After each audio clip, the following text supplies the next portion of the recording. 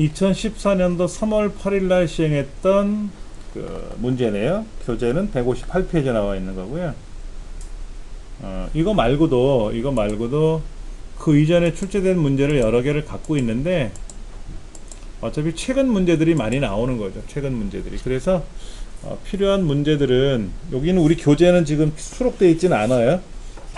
제가 지금 갖고 있는 요 문제들은 이건 따로 제가 인쇄를 해서 여러분 나눠드리도록 할게요. 그러면 여러분 댁에서 이거를 좀 보시면, 그렇죠? 이렇게 인쇄한 거 있으니까는 이거 보시면 공부하시는데 도움이 될 거예요. 관원도 문제니까.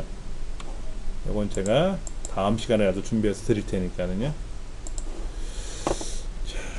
컴퓨터 범죄에 대한 대비책이라고 했어요. 대비책. 바이러스 예방 및 치료에 대한 프로그램을 지속적으로 개발해야 돼요. 백신 같은 경우.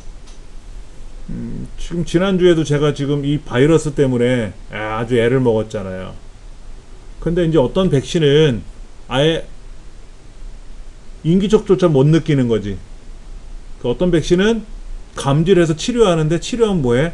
다시 또 그 바이러스가 재발하기도 하고. 그래서 뭐 유료 백신을 이용해서 하니까는 한 방에 해결은 맞는데 집에서 지속적으로 개발을 해야 돼요. 이걸 상업적으로 판매를 하든 아니든 간에 이게 중요한 거예요. 크래커를 지속적으로 양성한다? 해커하고 크래커가 있어요.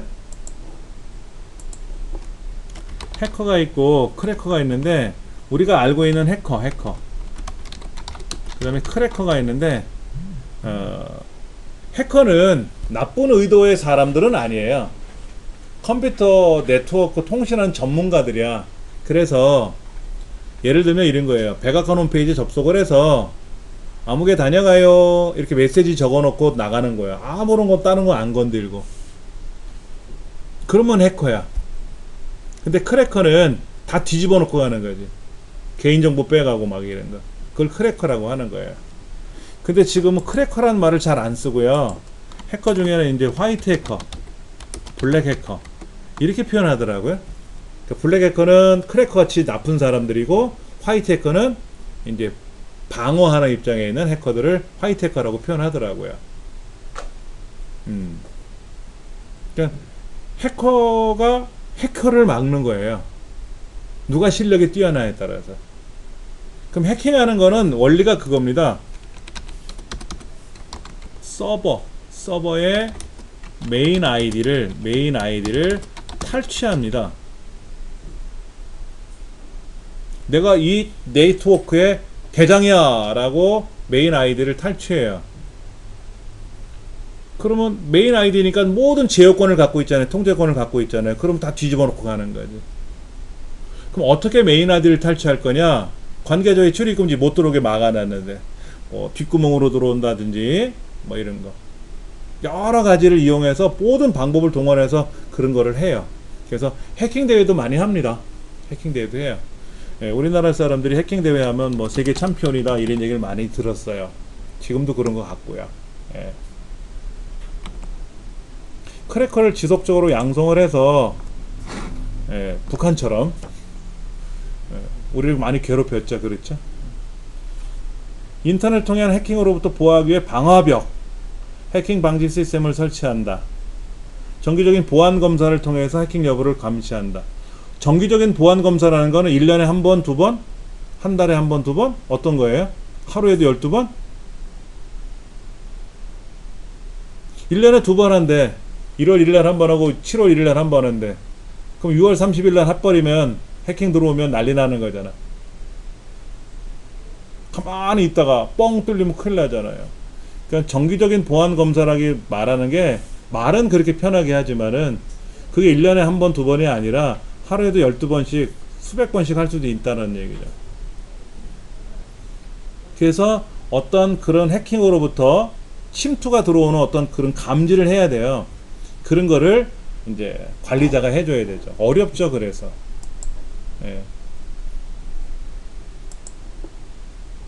이번 문제도 저번에 한번 우리 풀어본 것 같은데, 그렇죠? 이 유선 홈 네트워크라 그랬잖아요. 유선 홈 네트워크. 이게 이더넷이고 우리 유선 여기 공유기나 우리 가정에서 인터넷선 꽂지 않습니까? 그걸 이더넷 케이블이라고 하고요. 그 다음에 무선 마우스를 연결한다 그러면 뭐 블루투스로 연결할 수 있겠죠. 그렇죠? 블루투스로. 노트북 컴퓨터를 연결하려면 와이파이를 해야 되겠죠. 그렇죠. 와이파이. 어떻게 연결되는지. 여러분들은 노트북 사용하시잖아요. 노트북 사용하실 때 마우스나 키보드를 어떻게 연결합니까? 유선으로 해요? 무선으로 해요? 유선 마우스 꽂아 쓰시는 분도 있잖아요. 무선 마우스 길게 해가지고 고무줄로 말아놨잖아. 너무 기니까. 그 다음에 무선 마우스도 있죠. 무선 동글이라고 하는 수신기를 꽂아갖고 하는 거죠.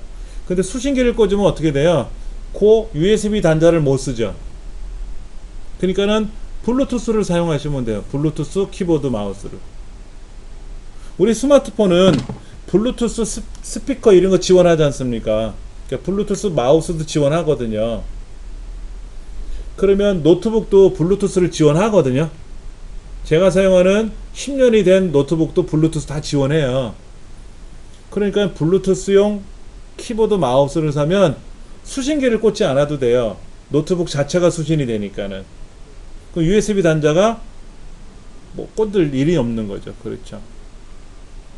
그렇게 쓰고 그 블루투스 키보드 마우스를 스마트폰으로 또 연결할 수 있죠. 페어링을 해가지고. 그럼 스마트폰에서 장문을 입력할 때 그때 블루투스 키보드로 따라락 치면 되죠. 그렇죠. 그렇게 하는 방법도 있고 방법은 여러 가지가 있습니다.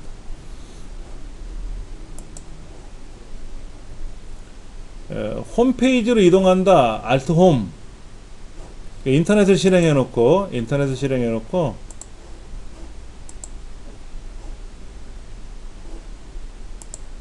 세 번 실행하니까 열리네. 중간에 닫혀졌다가. 그러니까 뭐 다른 데 갔다가 다른 거 갔다가 이런데 다른 데 안 가고 멈춰 버리는데.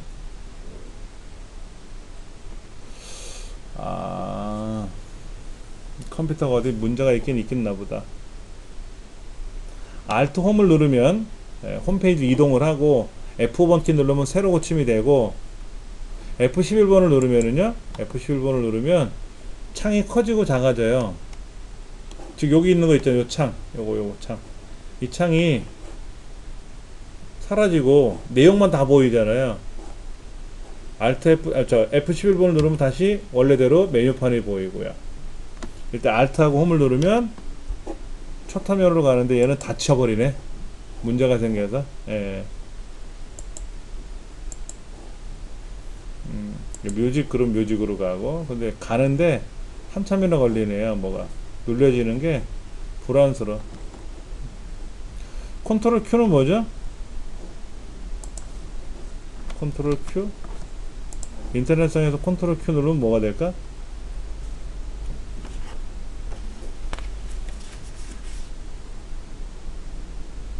Alt F4번 눌러야 닫히는 건데 컨트롤 Q가 아니라 Alt F4번. 그거는 뭐 인터넷 스포로 뿐만 아니라 Alt F4번 누르면 창 닫기 명령이거든요. 창 닫기 명령. 1번이 틀렸다 하는 거죠. 이거는 우리 이 책 앞부분에 그 윈도우 사용할 때 바로가기 키 설명해 놓은 게 있단 말이에요. 윈도우 키 같은 거. 그런 부분을 다 보셔야 돼요. 근데 이거를 그냥 머릿속에서 달달달 외우려니까 어려운 거예요. 이거를 외우시려면 직접 사용을 해봐야 돼요. 이걸 사용해보면 화면에 나타날 거 아닙니까? F11번 누르니까 뭐가 바뀌었지 않습니까? 그렇게 외우셔야지 그냥 F11번 누르면 화면 간 전환이구나 이렇게 외우려면 어려울 수 있어요. 안되면 문제 읽고 답 읽고 문제 읽고 답 읽고. 명령 프롬프트 창에서 명령 프롬프트가 뭐예요? 우리 시작 모든 프로그램에 가면 보조 프로그램 그룹에 명령 프롬프트라고 있어요.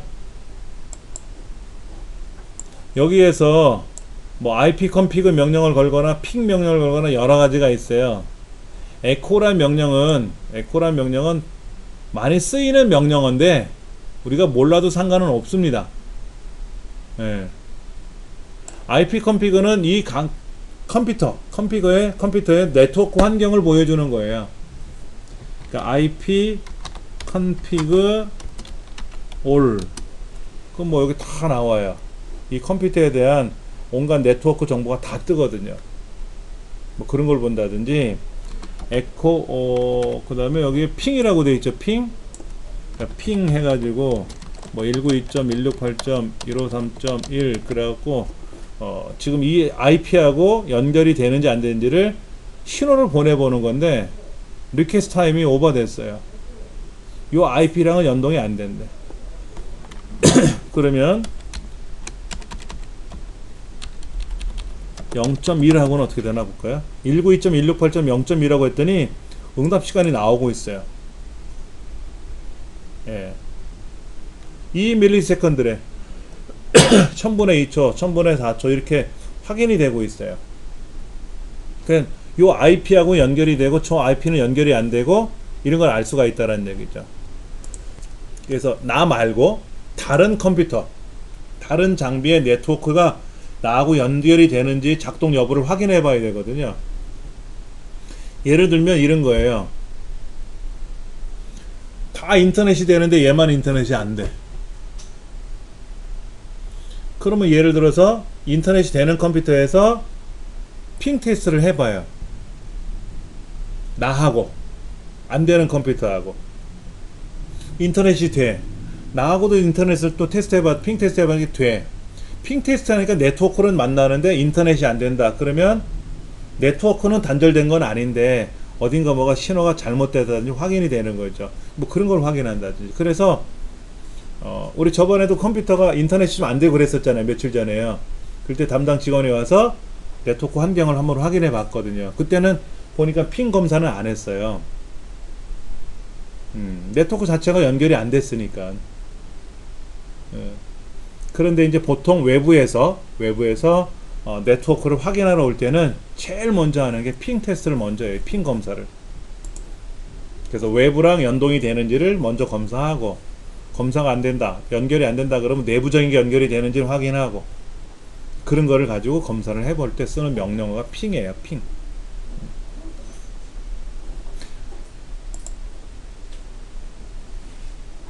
5번까지 하고 잠깐 쉴 텐데요. 멀티미디어의 특징이라 그랬어요. 멀티미디어 특징. 쌍방향성이죠. 단방향성이 아니라 통합성, 디지털화, 비선형성. 비선형성은 뭐죠? 순서대로 가는 게 아니라 비순서대로. 1번 갔다가 7번 갔다가 5번 갔다가 2번 갔다가 10번 갔다가 왔다 갔다 하는 거. 비디오 테이프처럼 순서대로 가는 게 아니라 선형성이 아니라 비선형성. 이런 것들이 멀티미디어 특징이에요. 네 가지 쌍방향성. 단방향성이 아니라 쌍방향성이라는 거 꼭 기억을 하셔야 되죠. 6번 문제. 컴퓨터를 사용하는 정보통신과 관련된 용어에 관한 설명이다 라고 했는데, 흐름제요. 자료를 보내고 받을 때 빨리 보내야 되고 느리게 보내야 되고 중간중간에 흐름을 이제 조절을 해줘야 되는데, 그 흐름을 조절하기 위한 기능이 있다 없다 이런 거 당연히 있어야 되겠죠.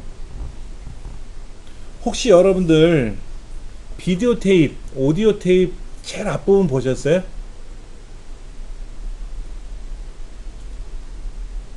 오디오 테이프, 우리 녹화용 녹음용 테이프 있잖아요. 오디오 테이프. 옛날에 하도 오래전에 써서 잘 기억이 안 나시겠지만은, 겉에 보면 약간 그 마그네틱 테이프 들어간 건 아시죠? 색깔이 검은틱틱한 마그네틱 테이프 이렇게 붙어 있잖아요. 근데 제일 앞부분에는 하얀 테이프로 되어 있다는 건 아시죠? 투명 테이프로. 그 투명 테이프서부터 시작해서 돌다가 그 마그네틱 테이프가 들어가는 시점서부터 녹음이 되는 거잖아요. 그렇죠? 거기에 비디오 테이프도 마찬가지죠. 비디오 테이프도 그 부분에 뭔가 정보가 들어가요. 앞과 뒤. 그러니까 앞부분 여기서부터 비디오 테이프가 시작됩니다라는 신호가 들어가고, 그 신호가 들어가고 난 다음서부터가 녹화가 들어가는 거예요. 무조건 앞부분부터 녹화가 들어가는 게 아니라. 그리고 저 끝에 가면 비디오 테이프 이제 끝났습니다 라는 걸 알려주기 위해서 비디오 테이프 마그네틱이 끝나는 부분에 뭔가 신호가 붙어 있어요. 우리 눈에 잘 안 보이지만 거기가 돌고 나면은 거기까지 지나가는 비디오 테이프 회전되다가 멈춰버리죠. 플레이하다가 이게 비디오 탭이 더 이상 안 돌면 강제로 재생을 못하니까 돌릴 수가 없으니까 자동으로 끊어지는 것도 있지만 거기에 정지 신호가 들어가 있어요. 비디오 테이프에. 오디오 테이프, 비디오 테이프에는 그런 장치가 붙어 있어요. 그래야 이게 플레이가 할 때 롤러가 깨지지 않잖아요. 모터가. 마찬가지로 우리가 데이터를 보낼 때는 지금부터 데이터를 보냅니다 라는 스타트 비트를 넣어요. 그 데이터가 쭉 들어가요. 그리고 이 데이터의 끝입니다 라는 거 알려줘야 되겠죠. 그래서 스톱 비트가 들어가요. 스타트 비트, 스톱 비트 이런 것들이 들어가거든요. 근데 이거를 우리가 통으로 보내지 않고 잘라서 보낸다 그랬잖아요. 비동기식으로. 잘라서 보낼 때는 이 데이터는 10개 중에 두 번째 데이터예요, 10개 중에 세 번째 데이터예요, 일곱 번째 데이터예요 라는 신호가 들어가서 그게 낱개별로 가야 돼. 저쪽으로, 목적지로. 그럼 저쪽에 목적지에 도착하면 10개라고 했지? 1번 어딨니? 1번 와. 2번 어딨니? 3번 와. 퍼즐 마스 쫙 조립이 돼야 돼. 그럼 10개가 동시에 다 모이면 그때 수신이 완료되는 거죠. 지금 다 그렇게 해요. 우리가 인터넷상에서 영화를 다운로드 받는다 하더라도 그런 식으로 받는 거예요. 앞부분서부터 받는 게 아니라 중간 뒤 앞부분을 막 서로 받아요. 그래서 결합만 하면 되거든. 그게 빠르니까. 그런데 이제 문제가 뭐냐면 지금은 거의 안 쓰는데 이 페리티 비트를 써요. 데이터가 제대로 왔는지 안 왔는지 모르죠. 데이터가 제대로 안 온 걸 모르고 받으면 어떻게 돼? 엉뚱한 답이 나올 거 아닙니까? 그래서 체크를 하는데 우리가 많이 하는 체크 방법이 있어요. 에코 체크라 그래서 계좌번호를 불러주고 나면 상대편이 뭐라고 합니까? 확인해 볼게 하고 다시 불러주죠. 내가 불러준 계좌번호를 제대로 적었는지 그 사람이 한번 다시 불러주거든. 그럼 맞아 그대로 입금하면 돼 이렇게 알려주거든. 그걸 우리는 에코 체크라 그래요. 실제로 통신상에서도 그런 체크를 합니다. 내가 어떤 데이터를 보내면 그 데이터를 다시 나한테 보내줘. 그럼 내가 받아보고 내가 간 게 제대로 왔구나. 그런데 시간이 오래 걸리죠. 1시간 보냈더니 1시간 되돌아오려면 그 통신 양도 무지무지하고 비용도 들고 하잖아요. 그래서 가장 만만한 게 페리티를 해. 8개 보낼 때 1개씩 붙여서 보내. 이렇게 하는 게 이제 페리티 비트가 있어요. 전송 속도는 초당 전송되는 바이트가 아니라 비트예요. 비트. BIT. 비트. 0이냐 1이냐. 우리가 흔히 알고 있는 기가 인터넷, 기가로 인터넷 이런 거 있지 않습니까? 그것도 비트예요. BPS. 여기 소문자지 않습니까? 이게 대문자로 표현되지는 않고 대부분 소문자로 표현해요. 초당 전송되는 비트 수라고 하는 의미로 이게 대문자로 B자가 대문자로 되어 있으면 그때는 바이트예요. 근데 보통 바이트로 표현하는 통신 속도는 없습니다. 대부분 다 거의 다 제가 알고 있는 통신 속도는 다 비트로 보낸다 하는 거 이거 기억을 하시면 좋을 것 같아요. 집 파일, 집이라는 게 뭐예요? 압축 우리 기억나실 거예요. 압축. 예. 압축된 파일이나 보관 속성 또는 저장 속성을 가지는 파일을 의미하는 거라고 하는데 참 어려워요. 과거 도스 시절에는 이 파일의 속성이 4가지가 있었어요.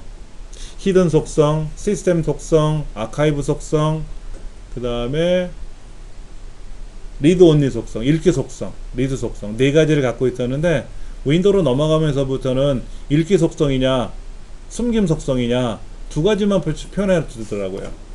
이런 거예요. 오른쪽 버튼을 속성 가면은 읽기 전용, 숨김 속성 이렇게 2가지를 해주거든요. 그래서 읽기 전용은 뭐야? 얘를 못 고쳐. 숨김 속성은 뭐야? 안 보여. 이런 거를 그래서 숨겨놓은 것도 보게 할 거냐? 어디 가서 구성에 가서 검색 옵션에 가서 숨긴 것도 볼 건지 숨긴 건 안 볼 건지 이걸 설정하는 기능이 있다 그랬지 않습니까? 이런 걸 가지고 보는 거예요. 근데 과거의 도스 시절에는 숨긴 건 기본적으로 안 보이기 때문에 명령을 걸어요. 예를 들어서 명령 데이터를 읽어라. 소문자로 보통 대부분 많이 쓰는데 읽어라. 대신에 속성이 히든 속성으로 되어 있는 것만 봐라. 히든 속성, 숨겨진 것만 봐라. 뭐 이렇게 명령을 걸기도 해요. 이때 이런 게, 지금은 이런 걸 안 쓰지.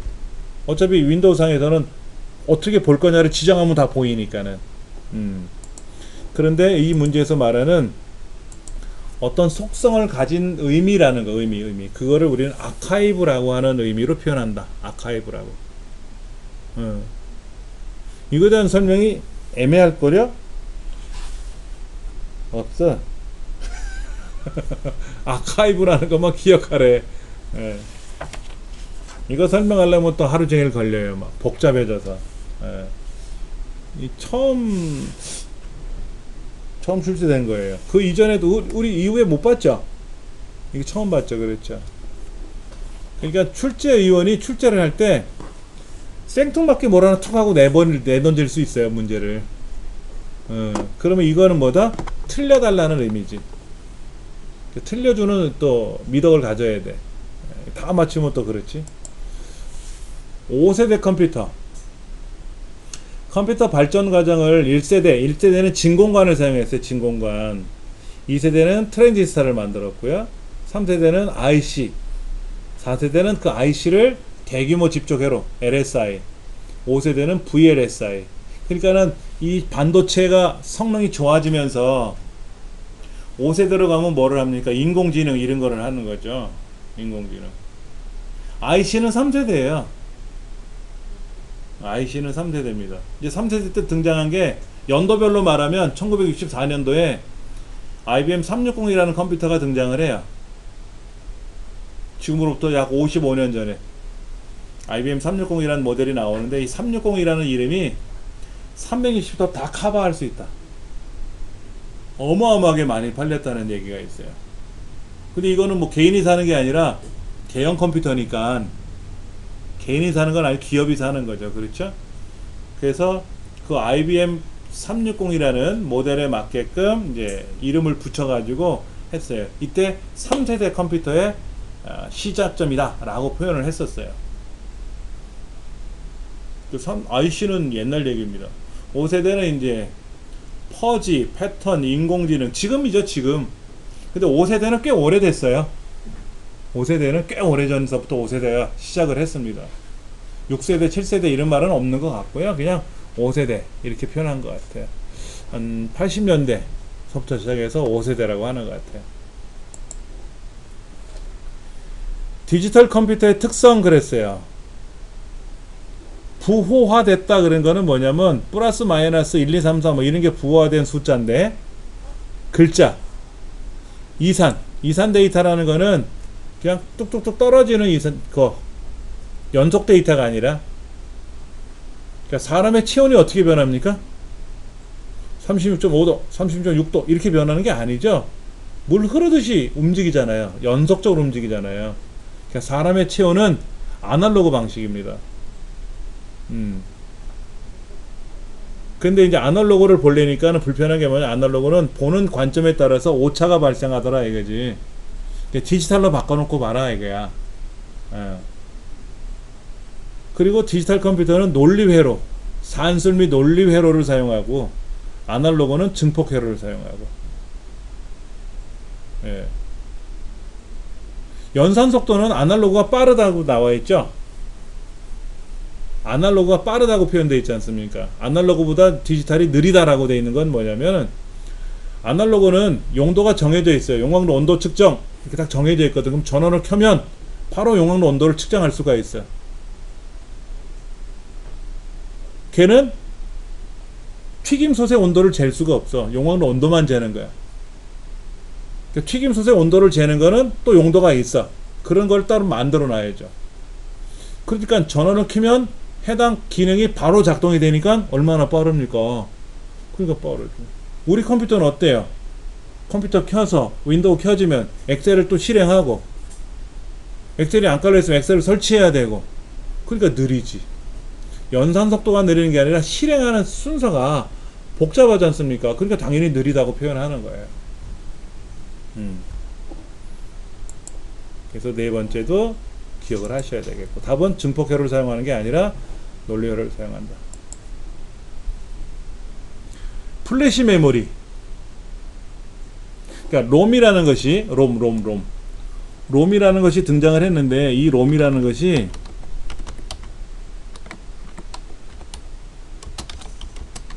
읽기 전용이란 말이에요. 읽기 전용. 읽기 전용인데, 이 읽기 전용에다가 어떤 정보를 넣어놨어요. 여기 정보를 넣어놨단 말이에요. 정보를. 근데 그 중에 일부는 고쳐야 되겠어. 그 중에 일부는 수정을 하고 싶다라는 걸 생각해 보셔야 돼요.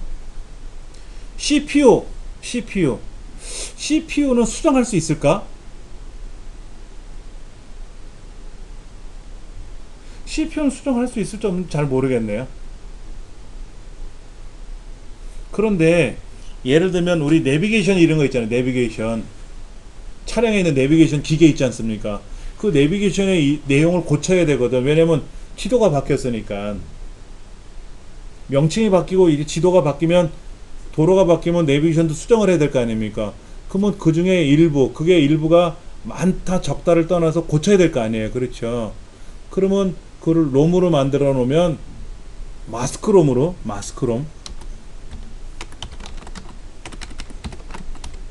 마스크롬이라고 해서, 이거는 절대 변경 불가라는 건데, 이건 못 고치니까. 그러면 어느 회로 중에 그래도 좀 고칠 수 있는 영역을 만들어 놓자. 예를 들면 이 컴퓨터에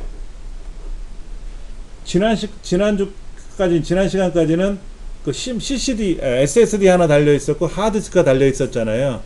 근데 제가 하드를 떼어갔지 않습니까? 바이러스 검사하려고. 그 오늘 오전에 강의하신 선생님 여기 컴퓨터 할 때는 SSD만 있었단 말이에요. D 드라이브가 없었던 거죠, 하드가. 그럼 이 컴퓨터는 안에서 뭐라고 기억하냐면, 어제는 C 드라이브, D 드라이브 있었는데 오늘은 C 드라이브만 있네? 이렇게 기억을 하고 있어야 되거든. D 드라이브를 빼갔는데 D 드라이브 있는 거로 기억하면 안 되잖아요. 그렇죠? 그러면 그러한 일부를 수정을 해서 보관해야 될 거 아닙니까? 그렇죠? 그럼 어떻게 보관할 거냐 이거지. 그래서 피롬은 뭐냐면 일회용이에요. 일회성 변경. 우리가 그러니까는 뭐냐면 그 공CD 아시죠? 공CD에다 뭐 기록하잖아요. 공CD처럼 굽기 레코딩 한다고 하는데, 일회성으로 공CD에다 뭘 구워라 이거지. 레코딩 하라 이거지. 그렇게 일회성 변경만 가능한 거예요. 한번 고치고 나면 그 다음에는 못 고쳐. 버리고 새로 사오든지 해야 돼. 이것도 불편해. 그래서 이 피롬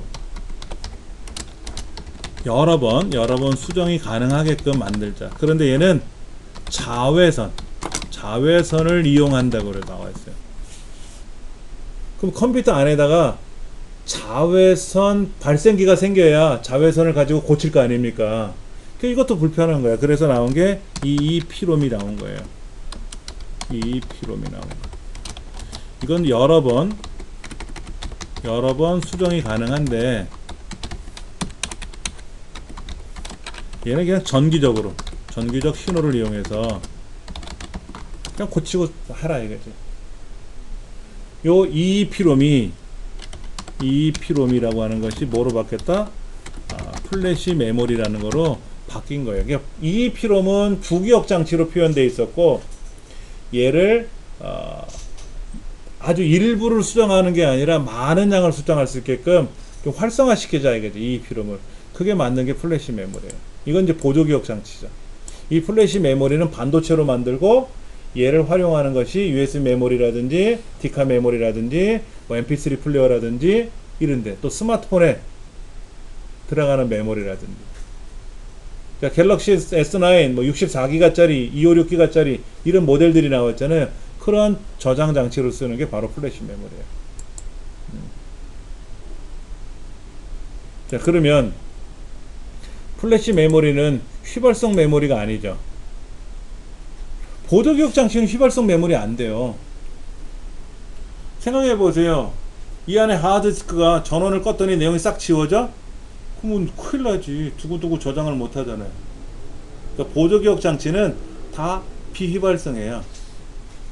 비휘발성이고 소비 전력이 작다 높다 뭐 입출력이 자유롭다. 그런데 아무래도 플래시 메모리는 반도체로 하는 거니까 소비 전력이 작아요. 그러니까 티카 메모리 쓰면 티카에 들어가는 배터리 얼마나 뭐 오래 갑니까? 티카 배터리는 오래 가더라고요. 여행 가서 배터리를 굳이 교체하지 않고도 수백 장, 수천 장까지 촬영이 가능해요. 그래서 배터리를 하나 더 사야 됩니까? 물어보면 판매 매장에서는 그러냐, 뭐라고 하냐면 어디 한번 나가면 전기도 안 통하는 데서 생활하실 거예요 그러더라고. 그래서 아니 좀 숙소에 오면 전기는 있겠죠. 그러면 하루 몇천 장 찍고 와서 충전하세요 그러더라고. 배터리를 두 개, 세 개씩 살 필요는 없어요 그래요. 근데 스마트폰은 또 안 그래. 스마트폰은 하나 가지고 배터리 하나 가지고 촬영하려면 힘들죠. 그러니까 보조 배터리 같은 거 많이 팔잖아요. 그렇지. 노트북 같은 것도. 그래서 소비 전력이 작다라는 말은 맞아요. 정보 입출력 자유롭고요. 예, 맞는 말입니다. 두 번째가 틀린 거죠. 누산기 어큐뮬레이터 레지스터라고 합니다. 어큐뮬레이터 레지스터. 정식 명칭은 어큐뮬레이터가 아니라 어큐뮬레이터 레지스터예요. 중간중간 연산하게 된 결과를 기억하는 거죠. 5 더하기 3 빼기 2 제가 여러 번 말씀드렸어요. 그럼 5와 3을 더하고 그 결과에다 2를 빼야 되니까 5와 3을 더한 8을 기억하고 있어요. 다시 2를 뺄 거 아닙니까? 그 중간중간 기억하는 거죠. 그걸 이제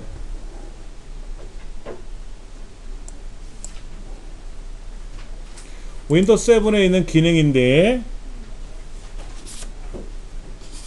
윈도우 미디어 플레이어라고 하는 게 있어요. 윈도우 미디어 플레이어는 뭐냐면은 동영상을 재생하고 오디오를 재생하는 거예요. 콤플레이어 같이. 근데 얘는 동영상을 편집할 수 있는 기능은 없습니다.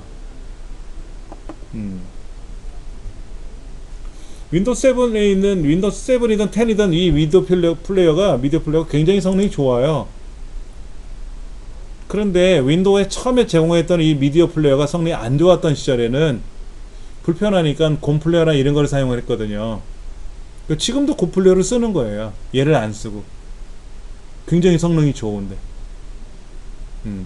그리고 윈도우 미디어 플레이어 안에는 기능이 여러 가지가 있어요. 근데 그 기능보다는 우리는 그냥 재생하는데 좀 도움이 될 만한 그런 기능들이 필요한 것들. 그러니까 다음 TV팟 플레이어라든지 곰플레이어라든지 뭐 이런 걸 많이 쓰게 된 거죠.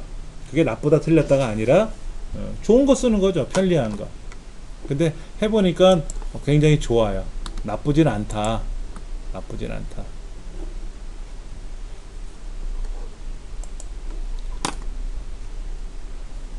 작업 표시줄이라는 건 어디입니까? 작업 표시는 이거죠. 위에.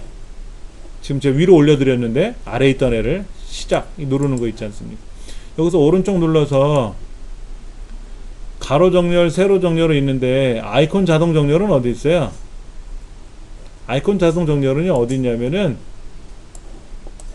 바탕화면에서 바로가기 메뉴 누르면 보기란 메뉴가 안에 자동 정렬을 여기서 하는 겁니다. 바탕화면에서 하는 거예요. 바탕화면에서 아이콘 자동 정렬을 할 거냐 말 거냐 하는 거지. 작업 표시줄에 가서 하는 건 아니다. 작업 표시줄에서 창 가로 정렬, 세로 정렬은 뭐예요? 지금 실행되어 있는 프로그램이 엑셀도 실행해 놓고 얘도 실행해 놓고 쟤도 실행해 놓고 여러 가지 실행해 놨는데 메모장까지 얘네들을 가로로 정렬할 건지 세로로 정렬할 건지 그걸 정렬하는 거고, 아이콘 정렬이라는 말은 바탕화면에 있는 아이콘을 정렬하는 거죠. 달라요, 의미가. 이건 바탕화면에서 하는 겁니다. 프린터 설치에 관한 설명. 한 대 컴퓨터에는 한 대 프린터만 설치되는 게 아니고 어마어마하게 프린터를 설치하면 되죠. 여기도 보면 보세요. 프린터가 이렇게 많이 돼 있잖아요. 많이 돼 있잖아요. 꼭 하나만 설치하는 법은 없어요. 100대를 해도 되고 마음대로 해도 됩니다.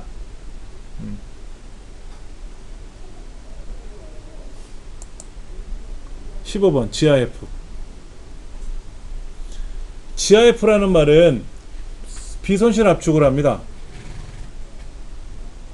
그래서 압축이라는 말은 압축한 거를 또 압축하고 또 압축을 하면 어떻게 될까요? 의미가 없어요. 압축은 한 번만 하면 끝나는 거지. 이불 보따리에다가 이불 보따리 비닐팩에다 집어넣고 공기 빼내면 압축되는 거잖아요. 그 압축되어 있는 거를 또 여러 개 해갖고 또 압축할 필요는 없잖아요. 한 번에 여러 개를 압축하든 하나에 한 번만 하든 상관없이 하는 건데, 단점이 뭐냐면 GIF는 장점이 좋아요. 배경을 투명하게 만들 수도 있고 움직이는 애니메이션도 만들 수가 있고 비손실 압축 방법을 쓰기 때문에 굉장히 좋은데, 색상이 구려요. 애들 말대로 화려하지가. 일반적인 우리 이미지는 1670만 가지 색깔을 쓰는데 얘는 256 컬러만 쓴다. 그래서 이게 가장 불편한 거다라는 거죠.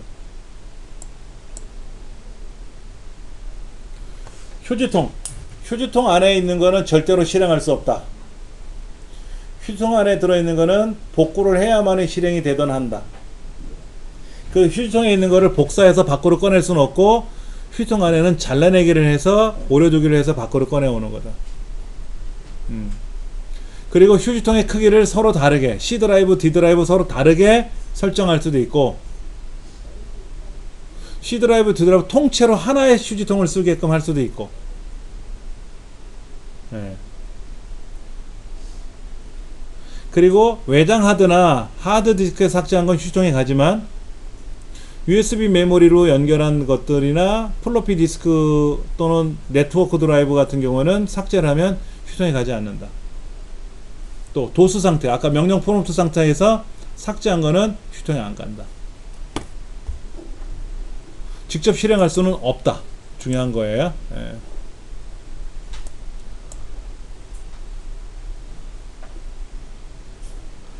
우리 지난 시간에 제가 여기 뜯어서 한번 보여드렸죠. 그때 그 잘라놓은 거 마냥 조그만 거 붙어 있었죠. 못 보셨어요?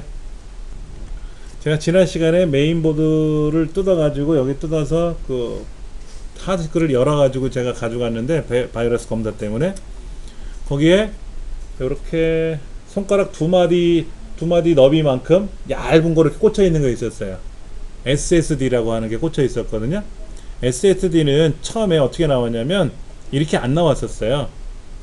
우리 메모리 있죠, 메모리, 반도체 같은 주기억 장치를 가지고 SSD를 만들었었어요. 왜냐면 보조기억 장치가 너무 느리니까 어떻게 하면 빨리 만들 수 있을까? 그럼 주기억 장치를 보조기억 장치화 하면 좋지 않겠냐? 그럼 주기억 장치 속도하고 보조기억 장치 속도가 똑같으니까 어떨까요? 얼마나 빠를까요? 엄청나게 빠른 거지. 그런데 주기억 장치의 가장 큰 걸림돌, 단점이 뭡니까? 전원이 꺼지면 내용이 소실된다. 그러면 전원이 안 꺼지게 하면 될 거 아니냐? 어떻게? 배터리를 달자. 그럼 며칠간 갈게? 1년씩 가게? 한 달만 가게? 7시간만 가게? 모르고 멀티탭을 뺐어. 이사 간다고 코드를 뺐어. 그럼 배터리가 끊어지면 내용이 다 지워지니까 윈도우 다시 깔아야 돼. 불편해. 그러니까 고성능의 배터리를 달아가지고 뭐 한 달 정도는 견딜 수 있게끔. 그럼 한 달이 아니라 한 달 넘어가면 지워질 거 아니에요. 그렇게 하다가 결국적으로 SSD를 주기억 장치로 만드는 거는 불가능하다 하고 판단해서 계획을 무산시켰어요. 그러다가 플래시 메모리라는 걸 이용해서 SSD를 만들기 시작했습니다.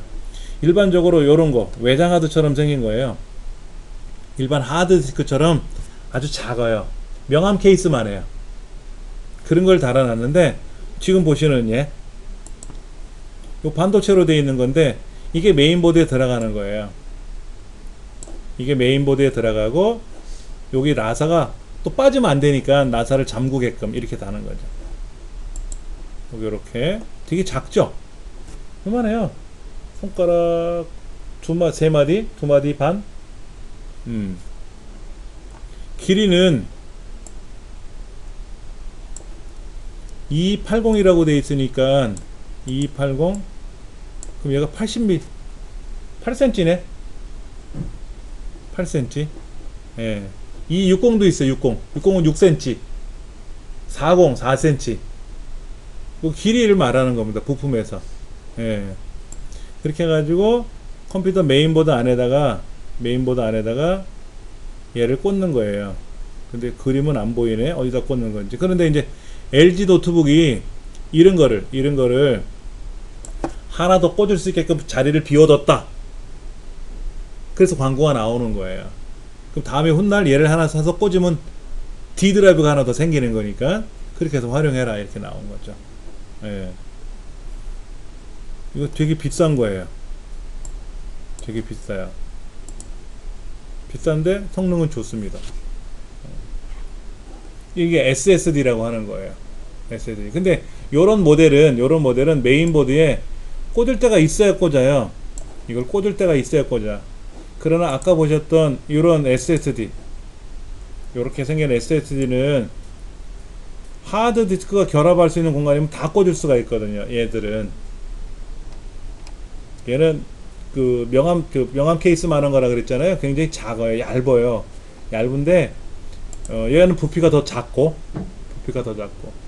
얘는 어느 컴퓨터도 다 연결할 수 있는 장치가 있는데 얘는 컴퓨터 안에 꽂을 수 있는 장치가 없으면 얘를 사서 꽂을 수가 없어요. 요즘 컴퓨터는 얘가 다 나와 있는데 구형 컴퓨터는 이런 게 꽂을 데가 없어요. 그러면 저도 이걸 쓰거든요. 얘가 좀 더뎌요. 얘가 좀 빠르고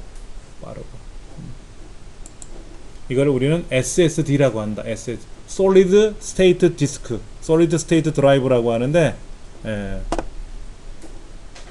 SSD라고 하는 거죠. 그러니까 하드 디스크의 단점이 뭐냐면 저장 장치, 보조 기억 장치인데 어떻게 하면 빠르게 얼마나 많은 양을, 근데 저장 장치는 공간을 늘리는 건 어렵지가 않아요.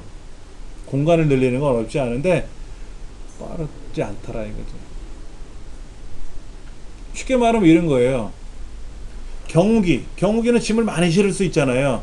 어떻게 하면 빨리 갈 수 있을까? 그런 걸 고민하기 시작한 거죠. 주기억 장치에서 작업한 걸 보조기억 장치에서 보관해 둬야 되는데 이 보관하기 위한 보조기억 장치 공간이 많은 거는 알겠는데 느리면 어때요? 컴퓨터가 느려지는 거지. 그러니까 빨라야 되지 않겠냐 이거야.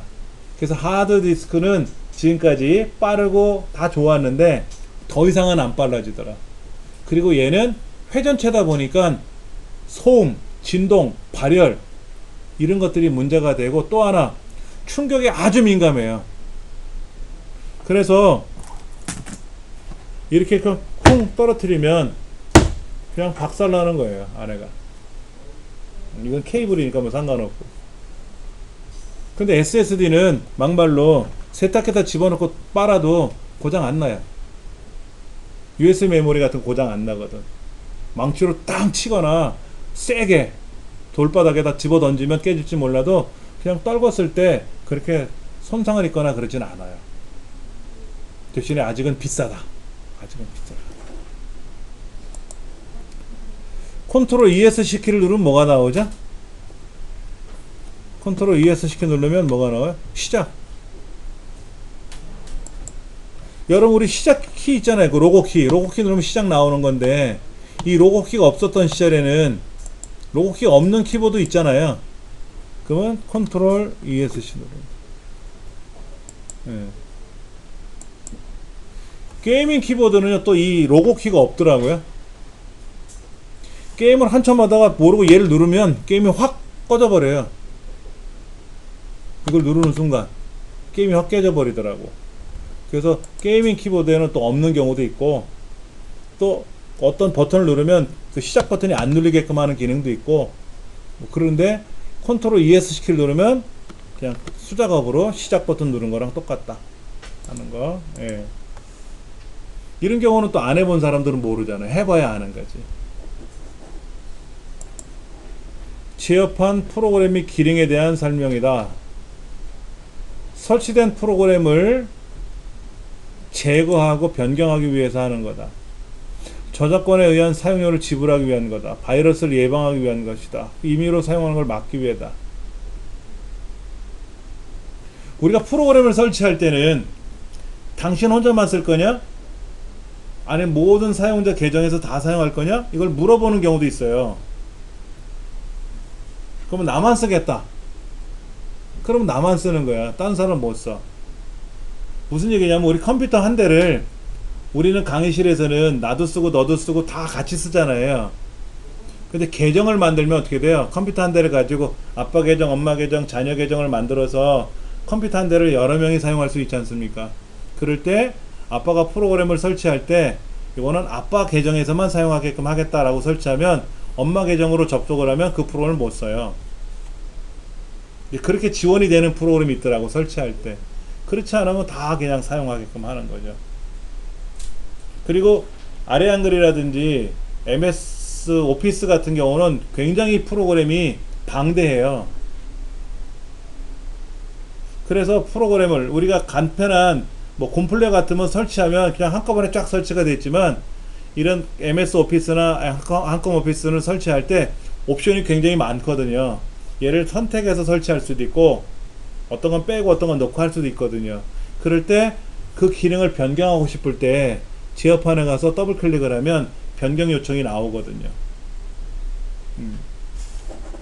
저작권에 대한 사용료를 지불하는 거는 신용카드로 결제하시면 되는 거고, 인터넷상에서. 예. 다른 사용자 프로그램 임의로 사용을 막기 위해서는 이거는 뭐 답을 만든다면 이거는 프로그램 설치할 때 계정을 설정하는 건데 좀 그러네, 표현하기가 애매하네. 바이러스를 예방하기 위해서, 예방하려면 백신을 설치하고 사용하면 끝나는 거잖아요. 그러니까 제어판에 가면 프로그램의 기능이라고 있는데 이 안에 들어가서 설치된 프로그램 목록을 우리가 보는 거지 않습니까? 이렇게 보는 거잖아요. 이렇게. 이거하고는 뭐 상관이 없는 거죠. 그러니까 이게 이 답으로 말하면 그게 답이 된 거지 뭐. 프로그램을 제거하거나 변경하기 위해서 이 기능에 들어가서 사용한다, 이거라고 보시면 돼요. 개인 설정이라고 돼 있어요. 개인 설정. 개인 설정은 뭐냐면 바탕화면에서 개인 설정 할 수 있어요. 제어판에도 개인 설정이 있고요. 그럼 바탕화면 테마 바꾸거나 뭐 화면 보기 바꾸거나 이런 거를 하는 게 개인 설정입니다. 그 다음에 오른쪽 누르면 위젯 설정이라고 있나 보세요. 가젯 설정, 가젯 설정이라고 있죠. 그렇죠? 근데 이 문제는 이제는 안 나올 거예요. 윈도우 7에만 있고 윈도우 8도 없고 윈도우 10도 없어요. 가젯은. 여기 있는 가젯 설정이라고 하는 문제는 지금은 안 나와요. 윈도우 7에만 있는 기능이에요. 가젯이 뭐냐면 지금 말로 표현하면 위젯 뭔지 아세요? 우리 스마트폰에서 위젯. 자, 보세요. 제가 이걸 한번 해볼게요. 여기 있는 엑셀 2010은 더블 클릭해야 실행이 되죠? 더블 클릭해야 알약이 실행되고 더블 클릭해야 이런 게 실행이 될 거 아닙니까? 이렇게 실행하는 걸 뭐라고 부른다? 앱. 프로그램이잖아요. 프로그램. 그러니까 프로그램을 다른 말로 어플리케이션 소프트웨어, 어플리케이션 프로그램이라고 하거든요. 그래서 어플, 앱이라고 표현하는 겁니다. 근데 지금 이 보시는 얘는 실행이 되어 있는 상태로 보여주는 거예요. 실행된 결과가 자체가 보이는 겁니다. 현재 이 컴퓨터에는 뭐 시계를 보여줄 수 있어요. 시계. 현재 몇 시간, 몇 시 몇 분이다, 이렇게 시계를 볼 수 있단 말이에요.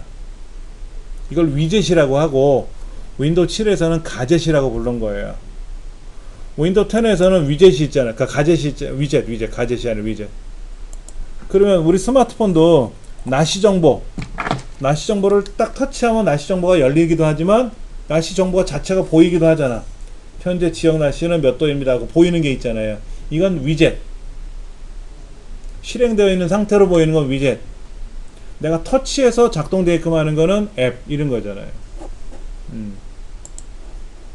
근데 보시다시피 바탕화면에 가서 가젯이라는 항목을 클릭해서 간 거잖아요. 개인 설정이 아니라. 그러니까 지금은 가젯 설정이라는 걸 시험 보기에 내기는 그렇고 의미는 알아두시면 돼요.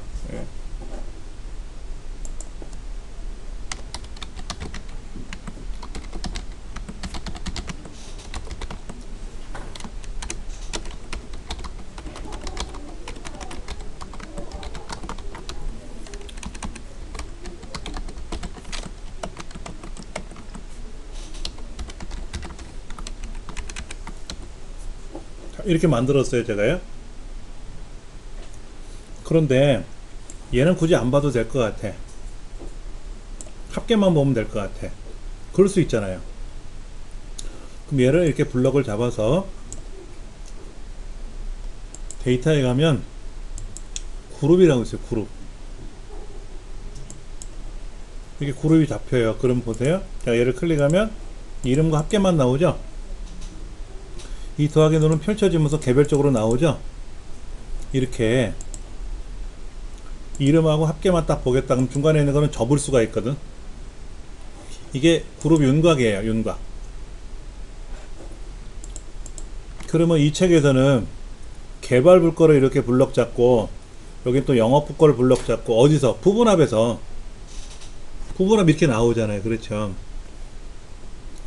그럼 이거는 윤곽선 그룹을 뭐로 잡은 거예요? 행위적 줄. 아까는 저는 칸을 잡은 거고, 열로 잡은 거고, 이거는 행을 잡은 거죠. 그렇죠. 일본이 맞는 거네, 설명이. 부분합은 윤곽선 그룹을 자동으로 세팅을 해줘요. 그런데 사용자가 임의적으로 우리가 만들 수도 있어요. 그룹 해제를 한 게 아니죠. 그룹 해제를 하면 이게 사라지는데 그룹을 했으니까 나오지. 열 기준은 아니고 행 기준이고. 오름차순. 오름차순에서는 공백은 무조건 저 뒤로 가요. 원래 공백은 엄청나게 값이 작아요. 그래서 오름차순 하면 보통 앞으로 가요.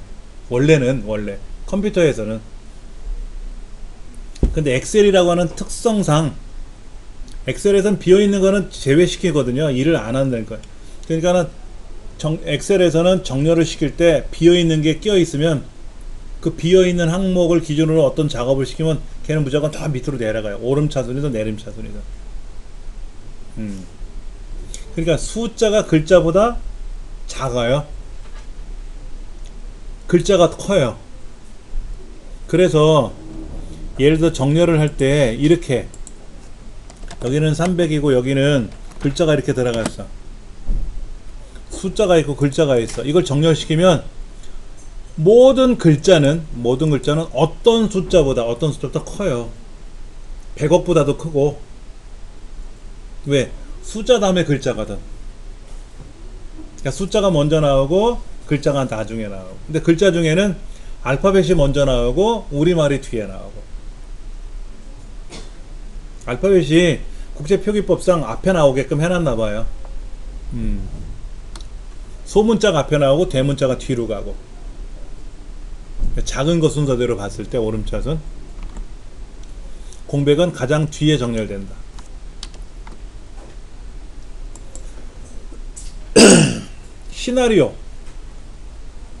시나리오는 변경되는 셀이 32개고요. 시나리오 개수는 60개고 63개야 64개야. 하여튼 시나리오의 개수는 굉장히 많이 만들 수 있어요. 60개 넘게 만들 수가 있고, 하나의 시나리오 안에다가 우리 시험 문제는 A 반품 B 반품 해서 두 가지 정도를 변경셀로 지정했잖아요. 한꺼번에 32개까지 변경셀을 지정할 수 있고, 시나리오는 입력된 자료들을 그룹별로 분류하고 그룹별로 계산하는 건, 이건 부분합이네. 이건 부분합 얘기를 하는 거죠. 시나리오 얘기하는 게 아니라 부분합 얘기를 하는 거죠. 그러니까 네 번째가 틀린 거죠. 예. 이거요.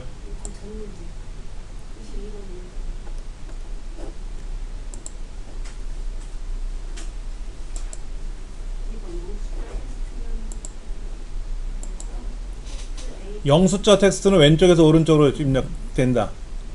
그러니까 A100보다는 A1이 앞에 가고 뒤에 뭐가 들어있으니까. 그러니까 볼게요.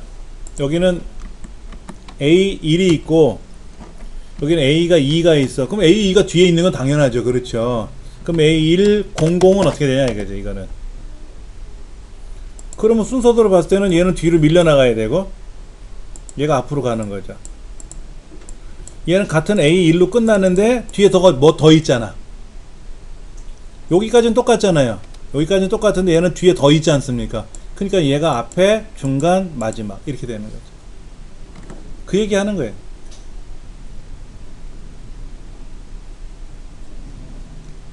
그 다음에 이제 이런 것도 있을 수가 있죠. A1, 1, 1 그러면 같은 A1로 다 끝났는데 얘는 0으로 그 다음이 0으로 시작하지만 얘는 1로 시작하잖아요. 그 얘가 더 뒤에 있는 거지. 근데 A2 앞에서는 다 꼼짝 못 하는 거죠. 앞에서부터 따지고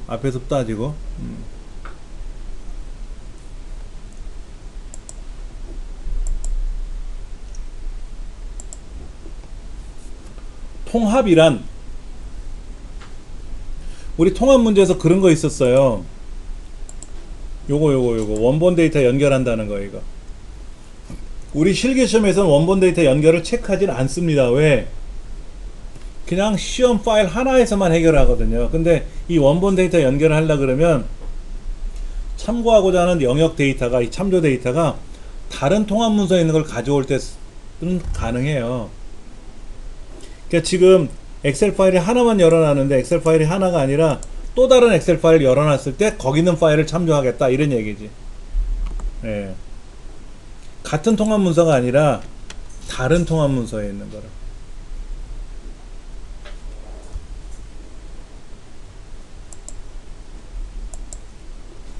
참조 대상 범위 이름 정의할 때 첫 글자는 반드시 숫자로 시작해야 한다? 아니죠. 글자로 시작해야죠. 그리고 시트가 다르면 동일한 이름을 지정할 수가 없죠. 하나의 통합 문서 내에서는 유일하게 사용하는 게 참조 이름이고요. 그 다음에 대소문자를 구분하지는 않습니다. 대소문자 구분하는 거는 패스워드 걸 때, 암호 걸 때 하고 그 다음에 매크로에 바로가기 키 지정할 때만 대소문자를 구분해요. 그렇지는 않았습니다. 기본적으로 절대 참조를 사용하고요. 네 번째는 맞는 말이고.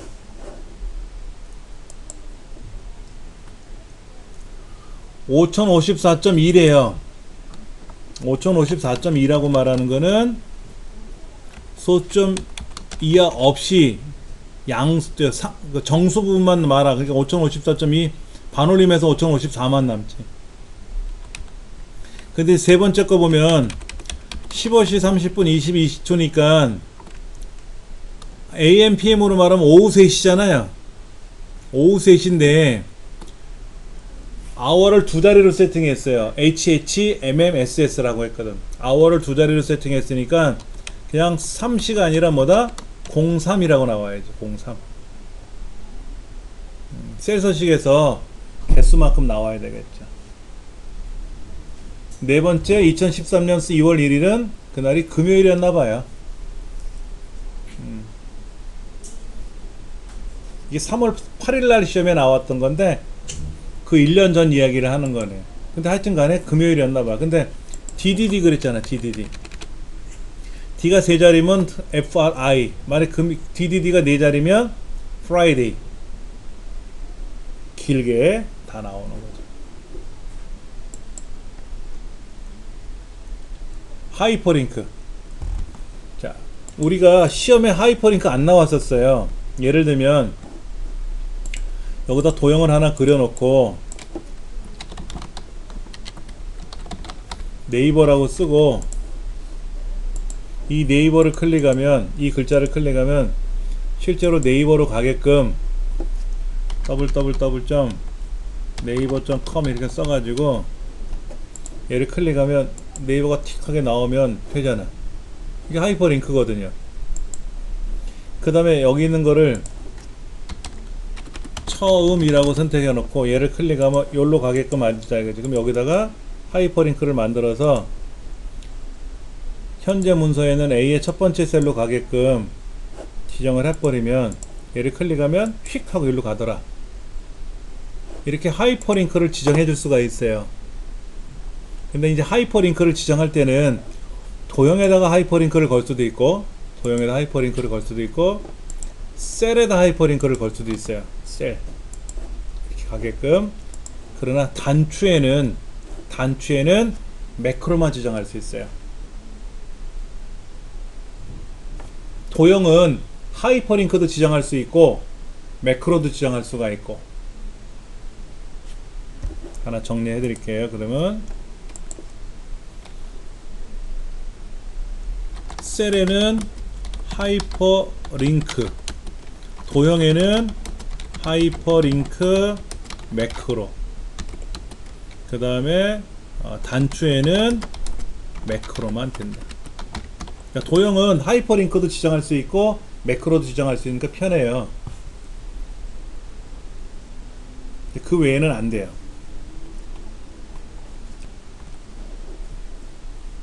단추에는 하이퍼링크를 지정할 수 있지만 단추에는 지정할 수 없어요. 도형에는 지정할 수 있고요. 틀렸네요.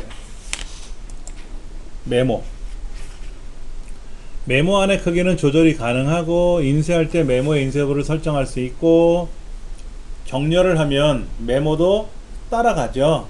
셀에 포함된 거니까. 예. 그런데 필터라든지 여기에는 레이아웃 피벗 테이블 메모가 들어가지 않죠. 안 해보시니까 또 생각이 안 나실 수 있겠네. 워크시트에서 데이터를 정렬하면 메모도 따라가요. 정렬하면 따라갑니다. 세 번째 줄에 있는 그 메모 내용이 정렬해서 10번째로 내려갔다 그러면 10번째로 따라가죠, 당연히. 예. 그 다음에 피벗 테이블 보고서에서는 어떻게 됩니까? 피벗 테이블 원본 안에다가 피벗 테이블을 사용하기 위한 원본이 바뀌면 피벗 테이블 메모가 따라갈지 모르겠지만 거기 있는 원본을 가지고 보고서를 따로 만들지 않습니까? 피벗 테이블을. 그때는 알맹이만 오는 거지 분석된 결과가 오는 거지 메모가 올 수는 없죠. 그때는. 예. 그때는 이동할 수가 없습니다.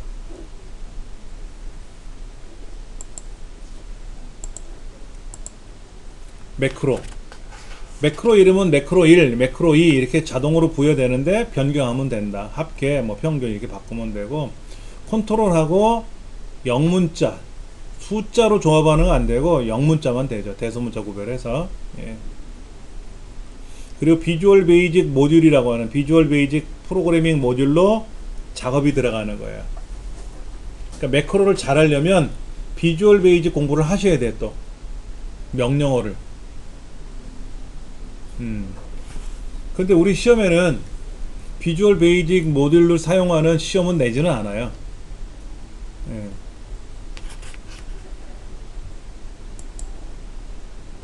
매크로 보안에는 4가지가 있죠. 어떤 매크로라도 알림 표시 안 하겠다, 알림은 하겠다, 서명된 매크로만 하겠다, 모든 매크로 포함인데 알림 표시가 아니라 이거는 위험하니까는 권장하지 않는다 하고 되게 길게 나왔었는데, 개발 도구에 가면 매크로 보안 중에 보세요. 되게 긴 거 있잖아. 권장하지 않겠다 이렇게 위험성 있는 코드가 있습니다. 요걸 말하는 것 같은데 안 짧죠? 길죠? 그게 틀린 거예요. 얘는 이제 문제만 봐도 은상 알아. 하도 많이 풀어봐서 92.3등이야. 예. 97제 1등, 94가 2등, 92가 3등이니까 3등이니까 하나, 둘, 세 번째 은상이라는 추수함수에서 세 번째 값을 갖는다.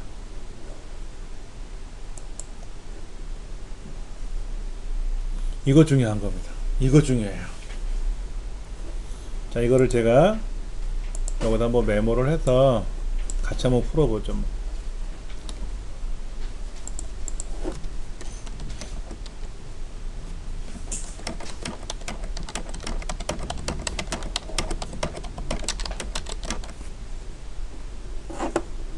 이게 뭐라고 썼는가 봤더니 이렇게 썼대요. 7번째 셀에다가 이렇게 썼대. 얘를 어디로 옮긴다? 일로 옮긴다는 거죠? 일로 옮긴다는 거잖아요. 얘를 일로 옮겼을 때 답이 얼마로 나오냐 이거죠? 그걸 알아야죠. 자, 이 문제를 한번 비교해 볼게요.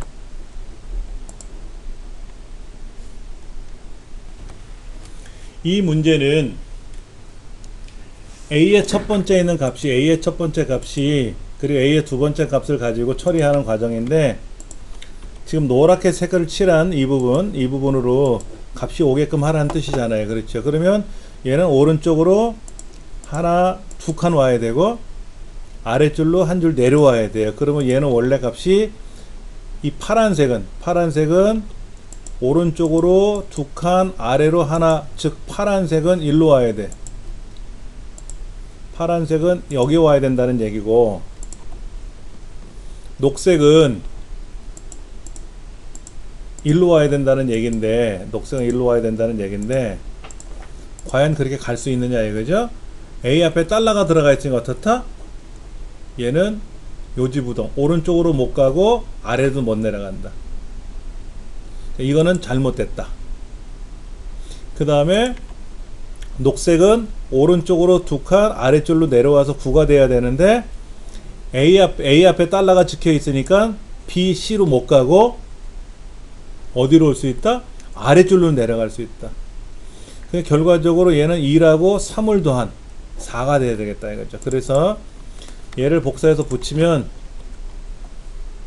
2라고 3을 더한 4가 된다라는 얘기죠. 그러면 이거를 한번 문제를 내볼게요. 는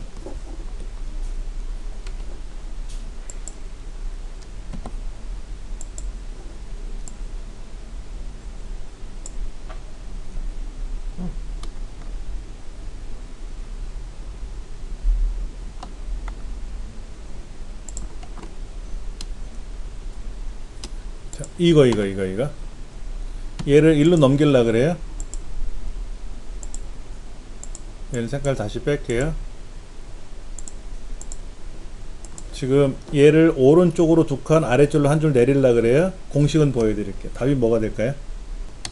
얘는 오른쪽으로 두 번 더 와야 되고 아래줄로 내려와야 되는 건데 파란색은 오른쪽으로 갈 수 있지만 아래쪽으로 못 내려가니까 3을 유지하고 얘는 3을 유지할 테고 녹색은 오른쪽으로 3칸 갈 수 없지만 아래쪽으로 내려갈 수 있으니까 6을 유지할 거고 그래서 복사한 걸 여기다 붙이면 3하고 6을 더해서 9가 된다 하는 거죠. 자, 이런 거를 수작업으로 풀 줄 아시면 아 참조가 이런 거구나 하고 대본에 해결이 되는 거예요.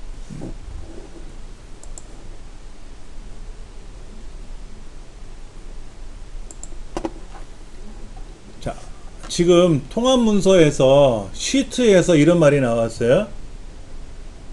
통합문서를 말할 때는 대괄호가 들어가요.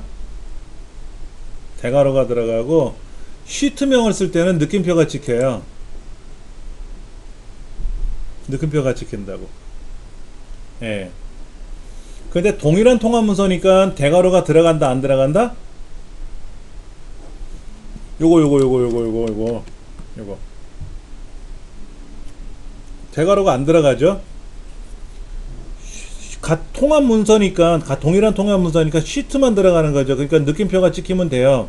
그러니까 대괄호가 들어간 건 1번 대괄호 들어갔고 2번 여기 대괄호 들어갔고 4번 저 끝에 대괄호 들어갔잖아요. 앞에도 있고 그러니까 1번 2번 4번 빼고 나니까 답은 3번 밖에 안 남지.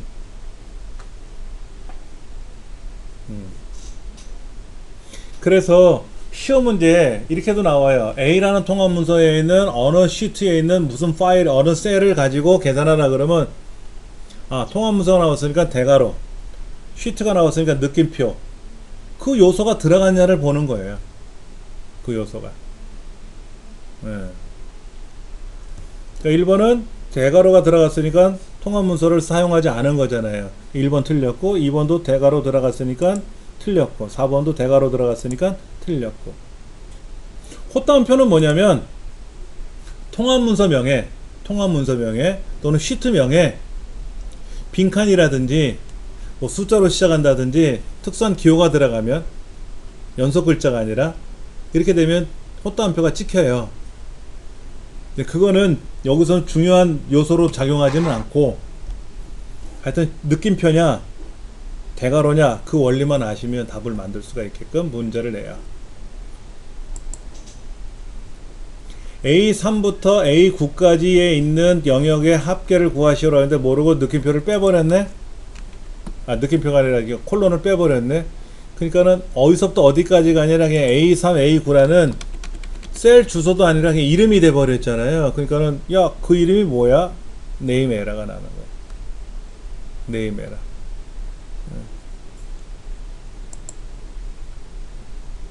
엑셀의 화면 구성 요소는 행번호와 열번호가 있는데 A1 그럼 A는 행이 아니라 열이고 1이 행이죠. 행.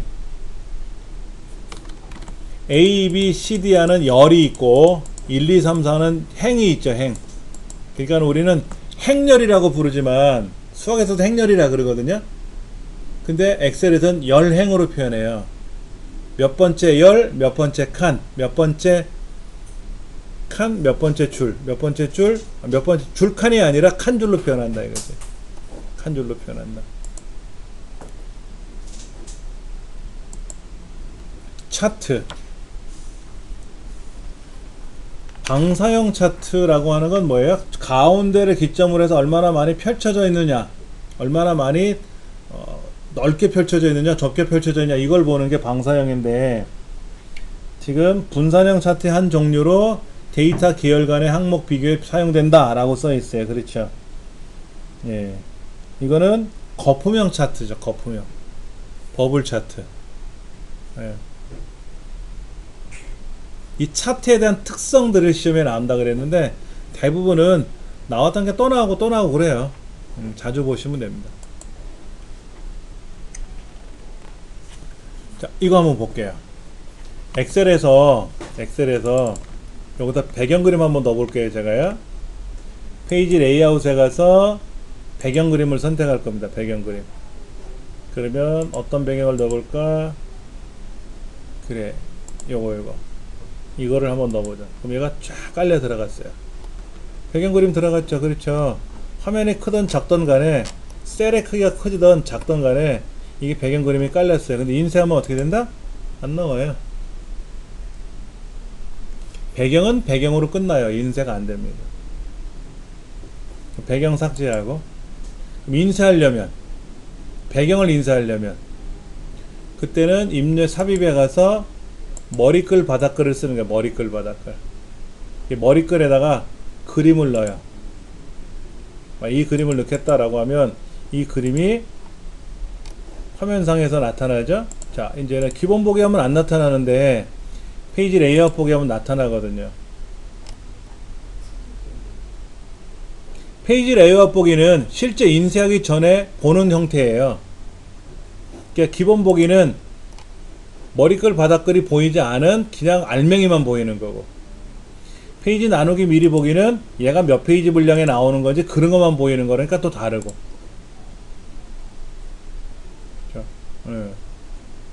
그러니까는 여기에 레이아웃에 가서 배경을 깔면 배경은 나와요. 배경은 나오는데 뭐가 문제다? 인쇄는 안 되고, 또 미리 보기 상태에서 여기 페이지 레이아웃에서 우리가 그 머릿말 꼬릿말에 들어가서 머리글 바닥글에서 머리글을 넣지 않습니까? 그림을 넣었잖아요. 이렇게 그림 든 거는 또 문제가 뭐냐면 기본 보기에서는 안 나타나고 인쇄를 해야만이 나타나는 거고, 서로 달라요. 그러니까 화면용으로 작업할 거냐 인쇄용으로 작업할 거냐 동일하게 작동되지는 않는다.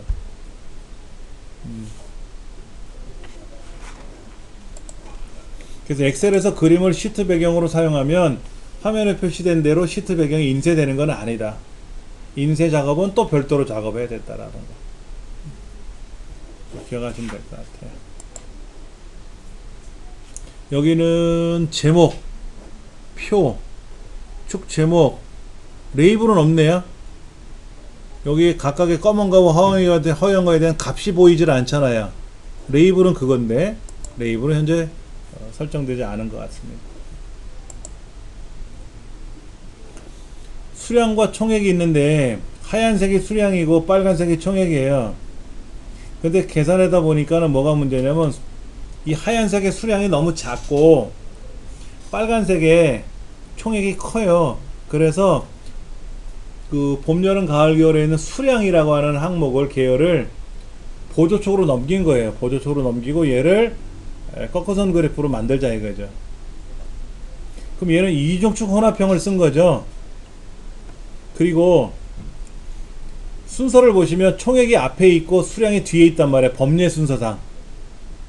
그러니까 총액이 왼쪽에 있는 주축을 보는 거고 수량은 오른쪽에 있는 보조축을 보는 거예요.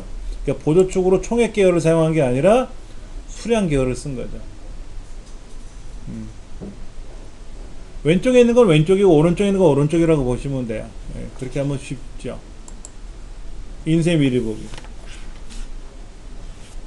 인쇄 미리 보기 창에서 셀 너비를 조절할 수 있으나 어떻게 여기에서 인쇄 미리 보기 들어가서 이 너비를 내가 조정했어. 이 너비를 조정했단 말이야. A 너비를 이만큼 넓혔어. 그럼 빠져나가면 어떠사? 거기도 넓혀줘야지. 그런데 미리 보기 창에서 너비를 조절했지만 워크시트에는 적용이 되지 않는다가 아니라 당연히 적용이 돼야죠. 당연히 적용이 돼야 되죠. 이게 가장 많이 나온 유형의 문제일 것 같아요. 인쇄 미리 보기 하면 어쩌고 저쩌고 이런 거. 예.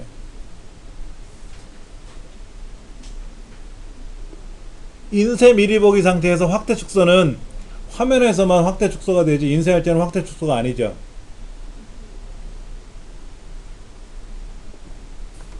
여기 인쇄 미리 보기 들어가면 오른쪽 끝에 확대를 해서 볼 수가 있단 말이에요. 확대 축소해서 볼 수가 있는데 이렇게 확대 축소해서 볼 수 있는데 이건 화면상에서 보는 거고 빠져나가면 인쇄한다거나 그러면 이상이 없는 거죠. 그대로 그냥 있는 그대로 인쇄되는 거죠.